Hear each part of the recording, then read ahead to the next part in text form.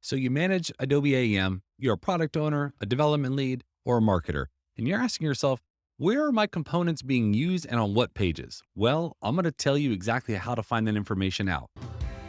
Hi, I'm Rick.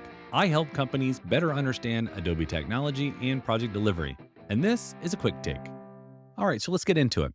I'm often asked by clients, hey, how can I optimize my component library? It's a complete mess. I have way too many of them, and it seems like I can't reuse any of them on any different pages. Now, this is a bigger topic than we can cover in just 2 minutes.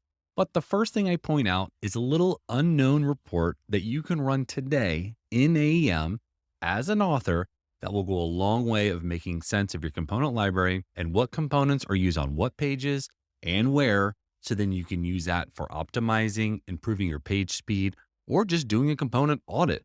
Okay, so the name of this magical report, wait for it, component report.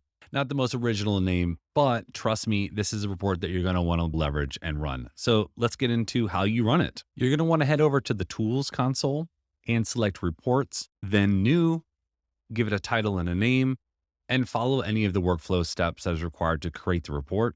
You can do some configurations in terms of the columns and sorting and those type of things. But what you're going to get is the ability to see who authored the component path, right? Or the URL in which that page is living on, the component type, the last modified, and then ultimately the page name that the component is.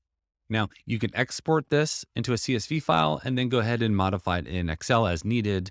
But the key value, as you can probably already think through, is you can figure out which components are being used more often and on what pages. Then you can take that information and help optimize the page speed for SEO, as an example. If you're redesigning the site, you can create a list of components that you need to make sure that you can test and redesign CSS, client libs, those type of things. As well as this is also helpful for doing large regression testing across your site. So hopefully you found this useful. There's a lot more reports. I will cover those in future mini pods. Thank you for listening. If you have any questions, please leave them in the comments and we can discuss.